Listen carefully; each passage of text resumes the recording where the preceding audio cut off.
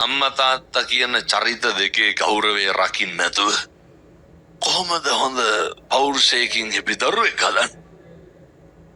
එන්නතන මේ බුදුරු උගන්වන්නේ ගාරෝච නිවාතෝච සන්තුට්ඨේච කතඤ්ඤුතෝ. නිහතමානී වෙන්නලු කරු කරන්න පුරුදු වෙන්නලු. කොහෙන්ද ඉගෙන ගන්න ඕන? එනිසා ගෙදර ඉන්නකොට අම්මයි තාත්තයි දරුවෝයි විතරනේ පින්නතුනි මහ ගොඩක් ඕකෙන්නේ. හරි හොඳට ඉන්න. හරි ආදරෙන් ඉන්න. අනෙකට බොහොම ලෙන්ගතුව ඉන්න. මේවා ඉතින් හෙට ඉඳන් පුළුවන් තරම් පුරුදු වෙන්න. ගෙදර ඉන්නකොට කිසිම හේතුවක් මත අනෙකගේ හිත රිද්දන්න එපා. අපි හැම වෙලේම දකින්නේ අනෙකගෙන් අපට වෙන යහපතද අයහපතද. මේ පින්නතුන්ට වැඩිපුරම ඔය ජීවිතේ තට්ටුව දැම්මනම් දැම්මේ ළඟින් හිටපු මිනිස්සුද ඈතින් හිටපු මිනිස්සුද? අපිට අර මේක කියන වෙන විදිහක් තියෙනවනේ. අපිට වැඩිපුරම කියනවනේ කවුද එහෙම කරුවේ? ළඟින් හිටපු මිනිස්සු. හැමදාම අපිව රිදෙව්වේ කවුද? අපි උදව් කරපු උදවිය නෙමෙයිද? කවදාවත් අපි උදව් නොකරපු කෙනෙක් අපිට රිද්දලා තියෙනවද? ඒ හින්දා සංසාරගත වෛරක්කාරෝ ඇති වෙන්නේ නඩත්තු වෙන්නේ පින්නතුනේ මේ බොහොම ළඟින් බොහොම සමීපේ. මම යෝජනා කරනවා මේ අම්මලාට තාත්තලාට මැරෙන්න කලින් වෛරය නවත්තලා මැරෙන්න. අම්මට තාත්තටවත් තාතෝ කියලා කතා කරන්න එපා. සමහර දරුවෝ ඉන්නවා මම කියන විදිහටම කියනවා මේ අපේ අම්මටයි තාත්තටයි පින නෑලු අපෙන් සැලකුම් ලබන්න. එහෙම කියන්නේ අපූර්වට කියනවා. ලැජ්ජ නැතුව කියනවනේ අපේ අම්මට තාත්තට කිරුවට වැඩක් නැහැ කියලා. හැබැයි ඒකෙත් ඇත්තක් තියෙනවා පින්නතුනේ. ඔය සමහර අම්මලා ඉන්නවා අර කණ්ඩ දෙන්නේ ගෙදර ඉන්න ලේලි පුතා තමයි බලන්නේ. හොඳලා කවදාවත් ඒ ලේලිගේ හොඳක් කියනවද? ඔය කන්නකට දෙයකට සැරයක් එනවා.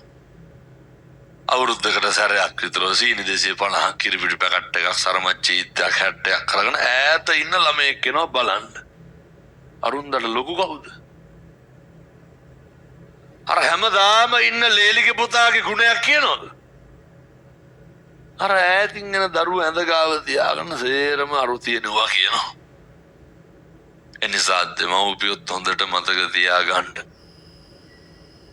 බුදුරු කියන්නේ මාතා යතානියම් පුත්තං ආයුසා ඒක පුත්තමනුරක්කේ. පින්නතුනේ අම්මලා කොහොමද දරුවන්ට සලකන්නේ බලන්නේ බලාපොරොත්තුෙන් බලාපොරොත්තු රහිතව එලෙසම තියන්. දරුවන්ට අප්පිරිය වෙන විදිහට වැඩ කරන්නේම නැහැ. දරුවන්ට එපා කරවන්නේ මම මේ දරුවන්ටත් කියන්නේ. අම්මා තාත්තා තුල මොන වැරද්ද තිබ්බත් අම්මා තාත්තා තුල මොන ප්‍රශ්නේ තිබ්බත් අම්මා තාත්තා තුල මොන ගැටලුව තිබ්බත් පින්නතුනේ හොඳට පුරුදු වෙන්න. ඒ බුද්ධ වත කරනවා වගේ අම්මගේ තාත්තගේ කටයුතු කරන්න.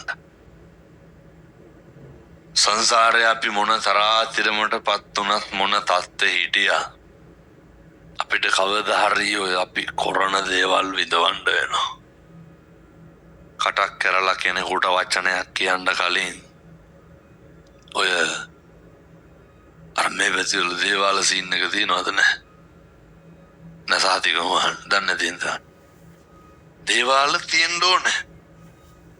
ඒවා තියෙන්න ඕන අපේ යහපතට.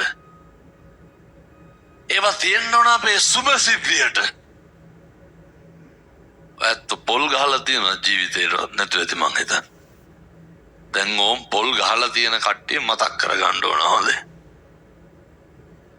මොනා කියලාද පොල් ගහලා තියෙන්නේ? විභාගයක් පාස් වෙන කියලා ජීවිතේට පොල් ගෙඩියක් ගැහුවද? වෙනතුනේ ගහන පොල් කන්ද ඔළුවේ තියාගෙන ගිහිල්ලා පින්නතුනේ පොල් ගෙඩිය පාත් වෙනකොට තව ටිකක් තදට වදිනවා. කියනවනේ පින්නතුනි මක බෑවියන් කෙලවියන් හැප්පියන් පොඩිවයන් කැඩියන් බිඳියන් විනාශවයන් කොරවයන් කියලා කියන්න ඔය අර ඔය මිරිස්සාරමේ අඹරනවා නේද මං කියන්නේ සම්බෝල මාළු පින්න වලට අඹරන්නේ වන්නේ හොඳේ ඔය දේවාල වල ගිහිල්ලා අඹරන්නේ මොනකටද මිරිස් අඹරන්නේ මේ පින්නතුනි මස් මාළු නොකාපේ වෙලා ගිහිල්ලා අබ අඹරනවා මොනා කියලාද ගොළු වෙන්නලු කොර වෙන්නලු පින්නතුනි අනේ ගොංකා මතක තියාගන්න ප්‍රභාකරන්ට මිරිස් අඹරන්න එකක්වත් හිටියේ නැද්ද නම ඇත්තම යන්න අබ අඹරන්න මේ ගිහිල්ලා හිතේ තියෙන වෛරය ක්‍රෝධය ඒක වෙනවනම් තව කමකුත් පිට වෙන්නේ මොකද්ද බුදුරු දේශනා කරන්නේ මනෝපුබ්බංගමා ධම්මා මනස මුල් කරගෙන මනස පෙරට කොටගෙන භාස්සතිවා කරෝතිවා යමක් කියයි නම් මනසේ තියෙන්නේ මොකද්ද කියනෝනේ දැන්දි ගෑවිලම් ඵලයව කියලා සමහරු කියන්නේ නැද්ද තොපේ දරුවෙකුටවත් හරියන්න එපා කියලා සමහරු කියනවා තොපි අපේ ඇස් ඉස්සරහම විදවන්න ඕනලු කවදාවත් ඔවා කියන්න එපා පින්නතුනේ අපි කාට හරි කටක් කරලා අයහපතක් පැතුවොත් ඒවා කවුද විඳින්න ඕනේ ඒවා පින්නතුනේ අපි විඳින්න ඕනේ කටක් කරලා කාට හරි දොසක් පැතුවොත් කවුද ඒක විඳින්න ඕනේ දොසක් පතන්න නැතුව ඉන්න තියෙන එකම ආත්මය පින්නතුනේ මනුෂ්‍යාත්භාවය ඔය එකම බත් ගොඩ බල්ලෝ දෙන්නකොට දැම්මොත් මොකද වෙන්නේ බත් කනවද බල්ලෝ කා ගන්නවද මිනිස්සු මතක තියාගන්න අපි හරි ඉක්මනින් මැරෙනවා